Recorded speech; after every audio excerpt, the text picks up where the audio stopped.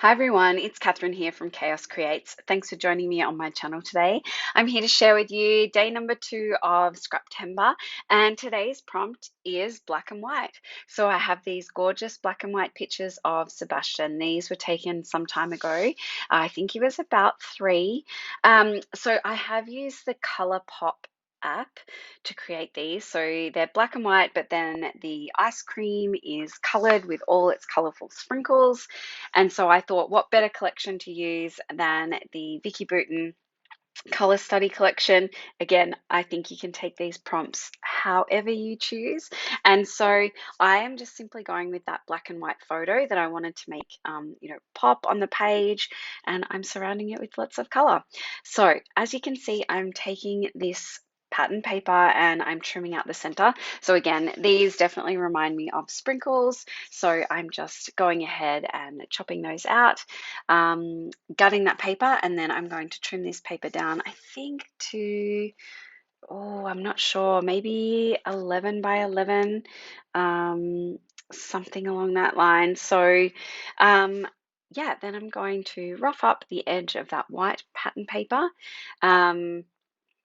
Yeah, I love how this looks because I don't want things too straight. So if I don't stick this down perfectly on the background, then it doesn't matter. You don't need it to be perfectly straight, I guess is what I'm saying. It roughs up the edge and it also creates some texture, but it also means that the lines aren't too straight around there. So for some reason my glue wasn't working, so I'm using my ATG here, just to stick that paper down. And I love that background. I do this a lot, if you've noticed in my videos. I do mount white cardstock on pattern paper. Yeah, it's one of my go-tos actually. So now I'm just going through the 6x8 pattern papers to back my photos and add some color behind them. But I do decide to use that black pattern paper to start with, and then I use that beautiful teal and then the pink. And so I'm just going to mat those, cut them out with my big scissors, and yeah, mount it on that teal. I wish I had had enough of the teal to do both photos, but I didn't. So I'm just doing the one that sort of sits on top. And I couldn't choose, again, I couldn't choose which one of these photos. There's then subsequent photos, which I have to work out how to document, but Seb has then finished his ice cream and it is all over his jacket and all over everywhere, but it was just super cute. So yeah, I have to work out how to document those photos as well.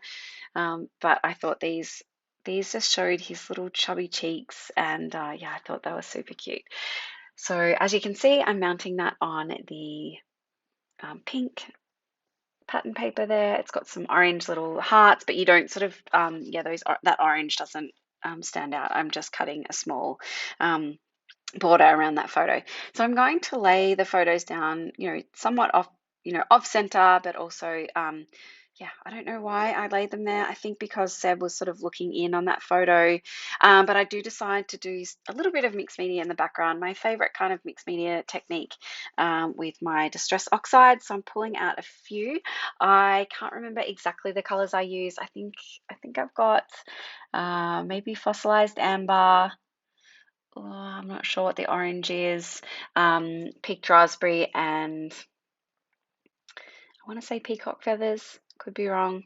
I'll leave in the description below, I'll leave those exact colors. And so I'm just using this stencil. Again, this stencil is from the Color Study collection. And again, it reminded me of the sprinkles. So I'm just using this. And this turned out certainly different to what I expected, but I do end up covering up a bit of it based on those photos. I am just trying to make sure that I'm getting it a little bit around the edges, and so I'm using those colors. And then I come in with I'd sort of gone out of the stencil a little bit, and sort of it looked like the edge of the stencil, so I'm just using a wet wipe to get that up off the paper, because Distress Oxides then react with that water. It came up, so that was good. And I do it again here.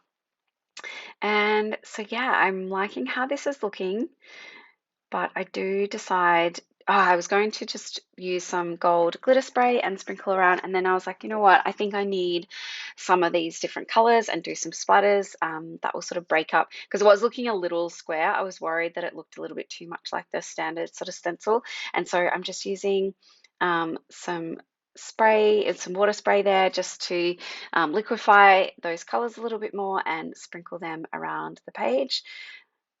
And I'm mainly sticking to where those colors were, where I'd stenciled them, but you know, it gets a little bit mixed up and that's okay. And then my brush broke, I don't know. Anyway, yeah, so just sprinkling those around. And lastly, I'm going to come in with that picked raspberry, but I do just wipe up that. That's the handy thing of having this Tim Holtz mat. I can just use it as my surface to add mixed media to, and then just wipe it up clean, which is great. So just sprinkling those around. You're watching the whole process here. I don't think I cut anything out of this video. Obviously it's sped up, but I'm trying not to cut too much out so that you get a full view of, what it takes to create these pages. So I'm sprinkling that gold glitter spray around now, and I have left that off camera a little bit just to dry. It doesn't take too long to dry. It was pretty light. Now I'm going to go ahead and embellish. I did sort of pull out the things that I thought would work. Again, I don't want to bore you with things, so I don't show you quite everything. Like I said, I've left most things in, but I didn't want you to see me go through each and every piece of ephemera because I've got quite a lot. I think I had 2 or 3 packets of ephemera, and so it was a little bit much. So I'm just trying to work out, what can work, and I've laid a few things out there, but I'm just sort of trialing them. I love this camera, and I thought it worked really well with sort of that black and white theme. And then this other piece is, it says full life in full color, I should say. And so I really liked how that looked. And actually, I really like how it looked in that corner. I've moved that bulldog clip up into the top corner of that photo. I'm just trying to work out a title now, and I love this crazy good because I'm pretty sure Seb thought this ice cream was crazy good at the time. But I now do move that sort of vellum piece up a little bit, and then I've got the camera below and the title in the center of those photos, crazy good. I'm just trying to work out what else. And I like this this arrow here, but I do, spoiler alert, I do end up moving that. So while I'm sort of laying all of that down, I will let you know that I've left the link below to the playlist. So Scraptember is thanks to Laura Alberts, Katie and Jess from the Scrappy Sisters, and Christy from Christy's Beautiful Life. They're putting together this collaboration of all the different prompts for the month of September. I'm going to play along as much as possible, but thanks to them for organizing it. And yeah, I'll leave a link below to the playlist. So there's a YouTube playlist that we're all adding to. So all the wonderful creatives that are playing along will be adding their videos to that playlist. Feel free to play along with the prompts. I think they're really great. Like, I love just, taking that inspiration and using it how you want to. I think it gives you a lot of creative freedom, but also just gives you a starting point. So for me, it was these black and white photos. So I'm just looking through all the different stickers and sticker sheets, and I decide to change that arrow for this sticker that says, "You're a rainbow with a soul full of color." And I like that. It had the little, I've got the little sticker rainbow at the side.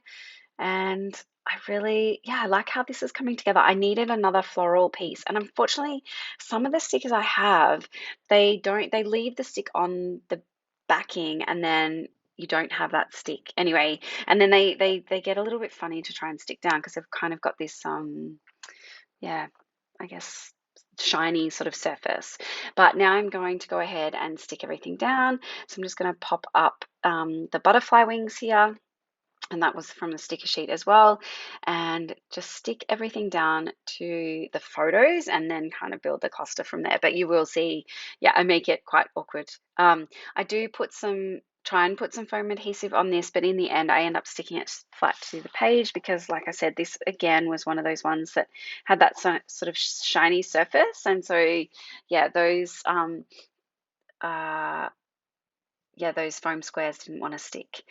So as you can see here, I'm just making it all a bit awkward. I'm trying to stick everything together, but yeah, I get there in the end.